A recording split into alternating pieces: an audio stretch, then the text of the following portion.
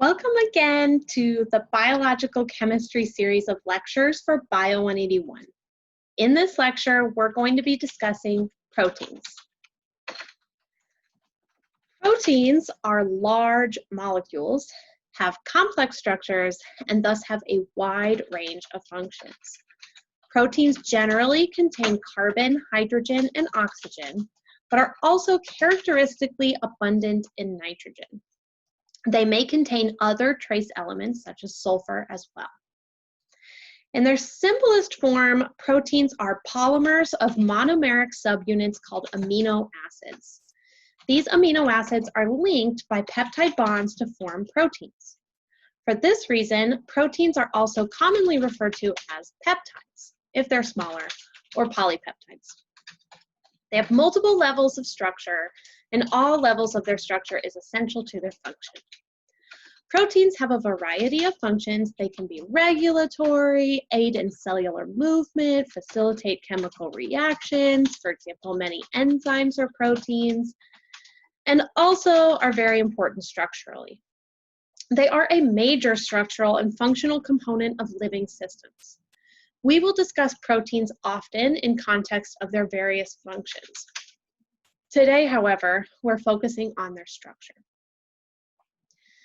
As mentioned, proteins are composed of long polymeric chains of monomeric units called amino acids.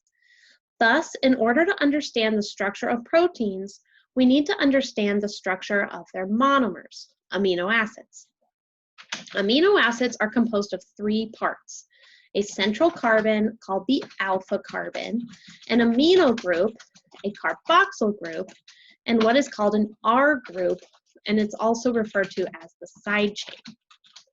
All amino acids share the common structure of an alpha carbon, an amino group, and a carboxyl group, but they vary in their side chains.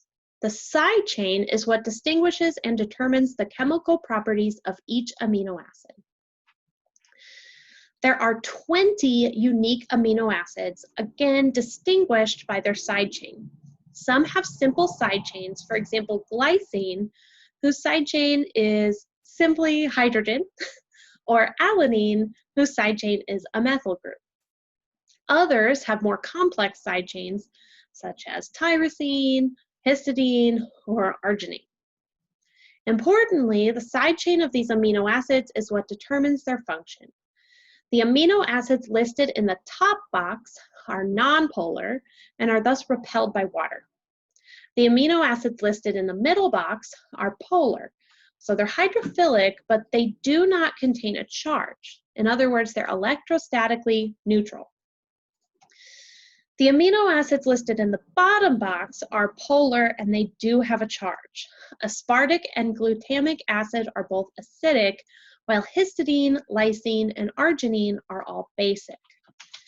You do not need to memorize the chemical properties of these individual amino acids, but you do need to recognize the various properties that can be exhibited by them. As we will discuss, these properties and the interactions of amino acids with each other due to these properties are essential for determining protein structure.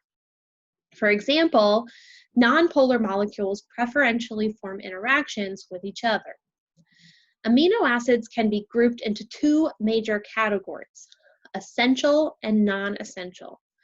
This terminology is a little misleading as it seems to infer their biological usefulness. However, all of these amino acids are equally vital for polymerization of proteins. These classifications actually indicate whether these amino acids can be synthesized or created by an organism or not. Non-essential amino acids are those that can be synthesized by an organism. Thus, they're not essential to the diet. Essential amino acids are those that cannot be synthesized by an organism and are thus essential for consumption in the diet. Complete protein sources like meat or quinoa contain all the necessary essential and non-essential amino acids and are thus a rich source of all the building blocks for protein synthesis. Amino acids are polymerized into proteins via the formation of peptide bonds. Peptide bonds are formed via a dehydration synthesis reaction between the carboxyl group of one amino acid and the amino group of an adjacent amino acid. A peptide bond is identifiable by the carbon double bonded to an oxygen linked to the amino group. Proteins can also be referred to as peptides or polypeptides. What distinguishes these terms? Honestly, they're used pretty interchangeably. However, technically, a peptide is a polymer composed of 50 amino acids or less, while a protein is a polymer composed of 50 or more amino acids. Again, these terms are used pretty interchangeably. I had been a scientist for approximately 15 years before I knew this distinction. And the only reason I found out was out of pure curiosity.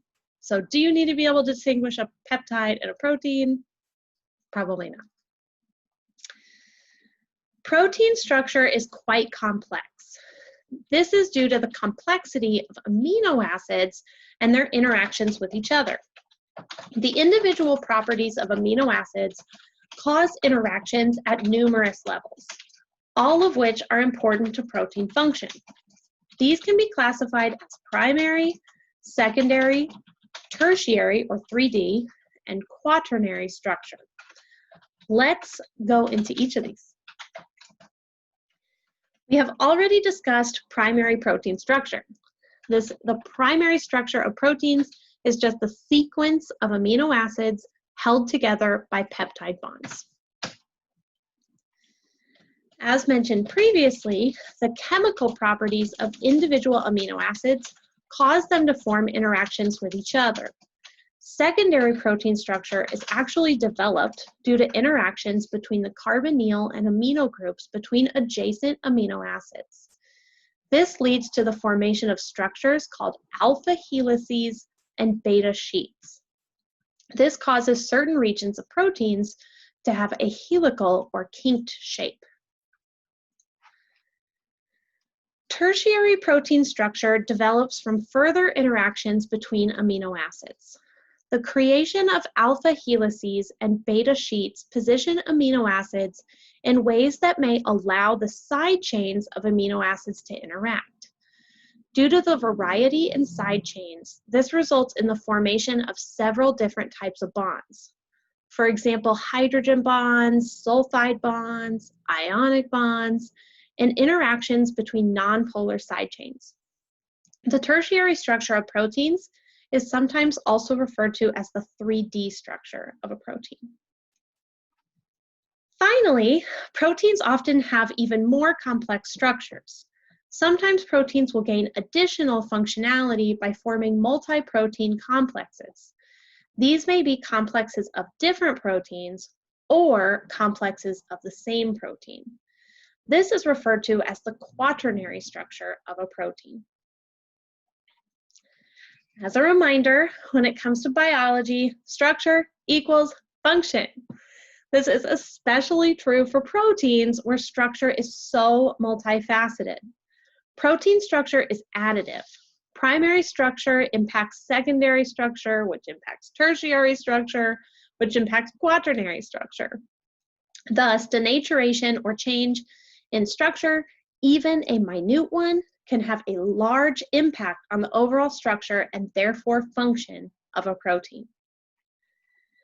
All right, to summarize, proteins have a wide range of functions and complex structures. Primary protein structure is amino acids sequentially linked by peptide bonds. Secondary structure is hydrogen bonds formed between the carboxyl and amino functional groups of adjacent amino acids. Tertiary or 3D structure is various types of bonds formed between the side chains of amino acids, and quaternary structure is formed when multiple proteins polymerize. Finally, don't ever forget that structure equals function. And this is especially important when it comes to proteins since they play so many roles in a cell. When studying, please focus on understanding the structure of amino acids and how these contribute to protein structure and function. Please understand how amino acids are classified, their chemical properties, whether they're essential or non-essential, and understand protein structure on all levels, primary through quaternary. Know the terms amino acid, peptide bond, R group, alpha helix, and beta sheet. Again, Jamie and I are very grateful for you being in this class. See you next time.